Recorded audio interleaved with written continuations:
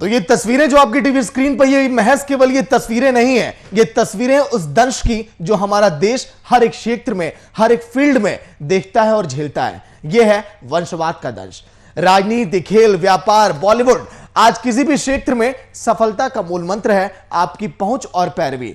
आपकी पहुंच और पैरवी जितनी मजबूत होगी, आपकी सफलता की गारंटी उतनी ही ज्यादा होगी।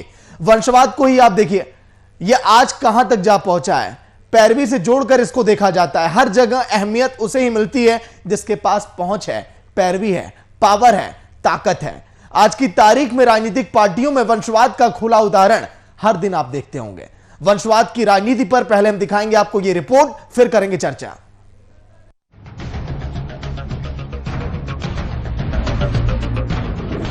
राजनीतिक पार्टियां लोकतंत्र की हिमायती भले ही हों, लेकिन इनमें आंतरिक लोकतंत्र देखने को बहुत कम ही मिलता है। पार्टियों के आंतरिक लोकतंत्र का मुद्दा बार बार उठता रहा। भारतीय राष्ट्रीय कांग्रेस के अध्यक्ष पद के निर्वाचन को लेकर राजनीति गरमाई हुई है। कांग्रेस अध्यक्ष पद के चुनाव से लेकर सोनिया गांधी ने असंतुष्ट पार्टी के नेताओं के साथ बैठक में तत्कालिक रूप से तनाव कम करने की कोशिश की और पार्टी में ऑल इज वेल का संदेश देने में सफल भी रही।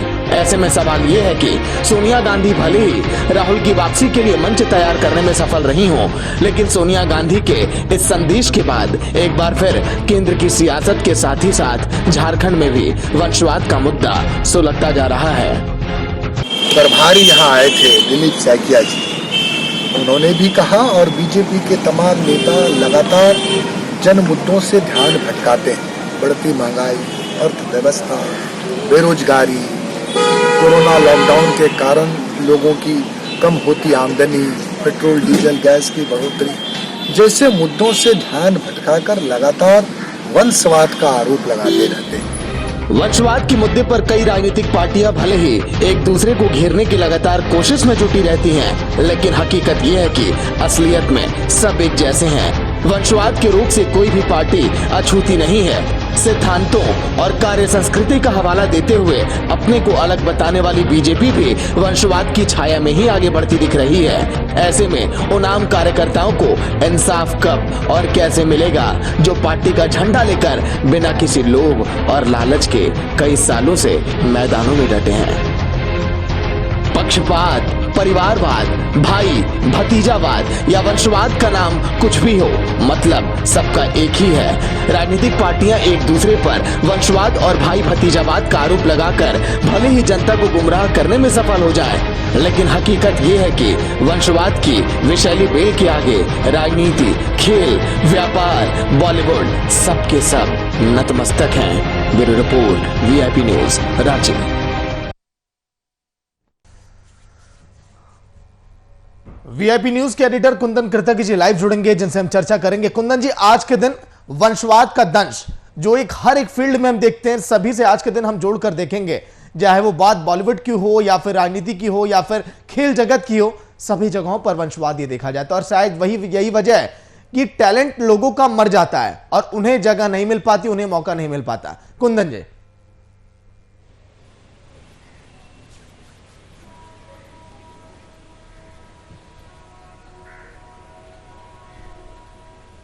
देखिए सागर, राजनीति, व्यापार, उद्योग, खेल, हर जगह आपको इसके नमूने बिना किसी मेहनत के देखने को मिल जाएंगे।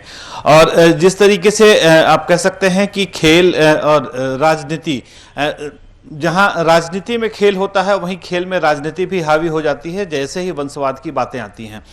मैं आपको बताऊं कि 21वीं सदी के प्रारंभ में 1999 में जब लोकसभा के चुनाव हुए थे तो वहां से मैं आंकड़ों की चर्चा करूंगा।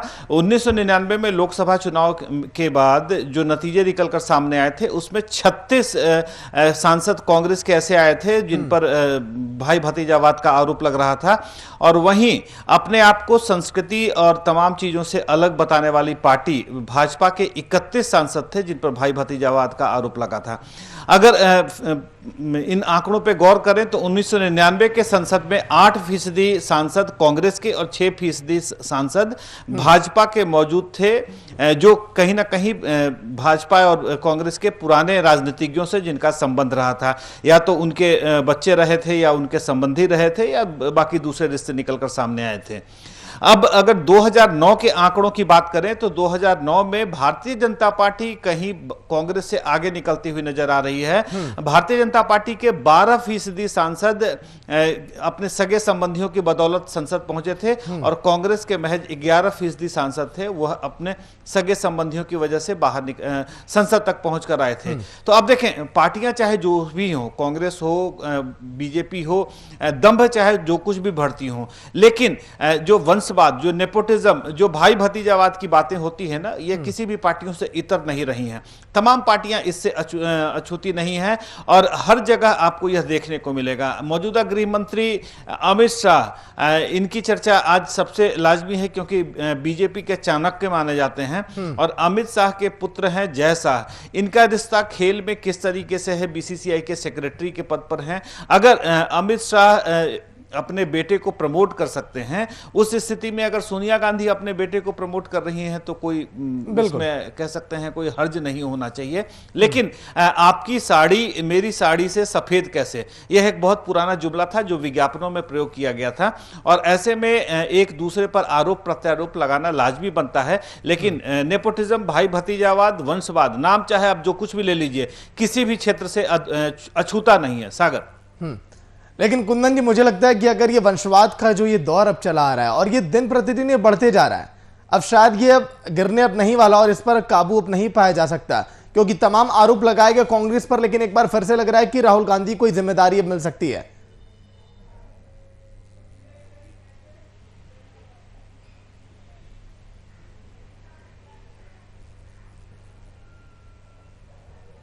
देखिए, कांग्रेस में अभी मौजूदा अध्यक्ष सोनिया गांधी हैं और सोनिया गांधी चूंकि स्वास्थ्य कारणों से काफ़ी ज़्यादा समय राजनीति में नहीं दे पाती हैं और अपने चिकित्सा के लिए, अपने इलाज के लिए अक्सर विदेश का दौरा करना पड़ता है, इसलिए पार्टी को वो बहुत ज़्यादा समय नहीं दे पाती हैं। और जाहिर सी बात है, कांग्रेस अभी जिन परिस्थितियों में से गुजर रही है उसमें एक सुशीला कुंदन जी लौट कर आऊंगा। जेएमएम प्रवक्ता फोन लाइन पे। सुशीला जी, स्वागत है वीआईपी न्यूज में। सुशीला जी, क्या आप सुन पा रही हैं? जी, बहुत बहुत स्वागत है आपका वीआईपी न्यूज में। सुशीला जी, वंशवाद की तस्वीरें जो हम पिछले कई अरसों से लगातार देखते हम चले आ रहे हैं, फिर एक बार फिर से कुछ उसी तरह की तस्वीरें अब दिखाई दे रही हैं कांग्रेस खेमे में। फिर से महागठबंधन के नेताओं का यह आरोप था कि अगर इससे कांग्रेस ऊपर उठे तो हालात बेहतर हो जाएंगे।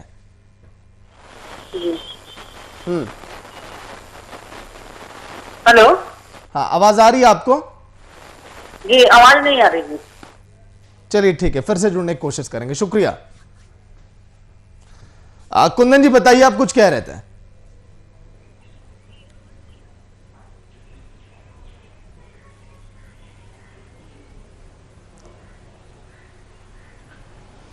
तो मैं सागर उसी बात की चर्चा कर रहा था कि पार्टियां चाहे जो से भी हो, भारतीय जनता पार्टी हो या आप बात कर लें कांग्रेस की बात कर लें, अब ऐसे में कांग्रेस में एक ऐसे पूर्णकालिक अध्यक्ष की आवश्यकता है जो पार्टी में अभी असंतुष्टों की एक बड़ी फहरिस्त खड़ी हो चुकी है, एक बहुत बड़ी फौज खड़ी है।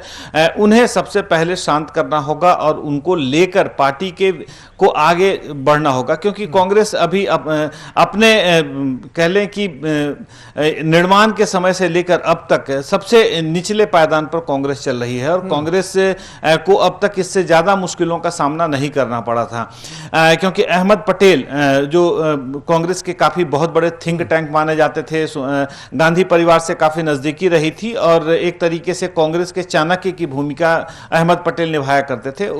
कोरोना की वजह से उनकी मौत हो चुकी है और जो टॉप लेवल है कांग्रेस लीडरशिप का, तो वो कहीं ना कहीं 10 जनपद से। आपको नहीं लगता, एक आप देखिए सीनियर, आप एक पत्रकार हैं, बहुत करीब से आपने देखा है कांग्रेस की हर एक कड़ी को, अगर कांग्रेस किसी और को मौका दे तो शायद पार्टी के जो इस समय मौजूदा हालात हैं वो बेहतर हो जाएं, जो इस समय तालमेल की कमी लगातार दिखाई दे रही है वो सुधर जाए थोड़ी।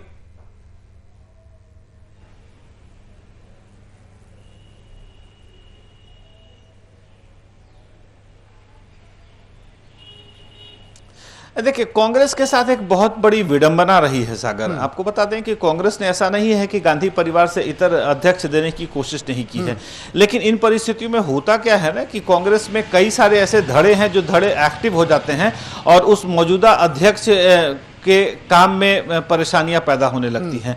लेकिन गांधी परिवार के किसी सदस्य का अध्यक्ष बनने पर एक फायदा, जो कि आप कह लें कि तात्कालिक फायदा ये होता है कि उस अध्यक्ष के खिलाफ कहीं लॉबिंग नहीं होती है, उस अध्यक्ष के खिलाफ कहीं से भी कोई एंटी कैंपेन जो है ना वो एक्टिव नहीं होता है।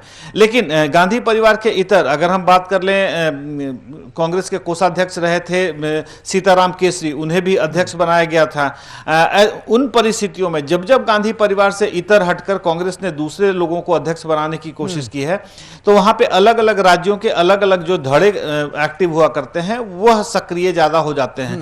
तो ऐसे में काम करना थोड़ा मुश्किल हो जाता है। और कांग्रेस चूंकि एक राष्ट्रीय पार्टी है, तो तमाम राज्यों के अपने अपने दावेदार उभर कर सामने आ जाते हैं। तो इन परिस्थितियों में गांधी परिवार का अगर कोई अध्यक्ष सामने निकल कर आता है तो उसके साथ यह विपरीत परिस्थितियां नहीं होती हैं। अब राहुल गांधी ने अध्यक्ष का पद संभाला हुआ है, अब पिछले अनुभव से वो कितनी सीख ले पाते हैं या राहुल गांधी इसको कितनी क्रांतिकारी रूप से कांग्रेस को आगे बढ़ाने में सक्षम हो पाते हैं, ये तो वक्त ही बताएगा। लेकिन सोनिया गांधी ने एक अहम काम तो जरूर किया है कि अभी मौजूदा स्थिति में जितने असंतुष्ट नेता हैं कांग्रेस में, उनके साथ बैठक कर उन्हें संतुष्ट करने की कोशिश की है और उनसे आगे की रणनीति पर चर्चा भी की है। इस कवायद में कितनी सफल रहती हैं सोनिया गांधी और कांग्रेस, आने वाले समय में कितना तालमेल बेहतर दिखाई देगा, इस बैठक के बाद ये देखने वाली बात। बहुत बहुत शुक्रिया।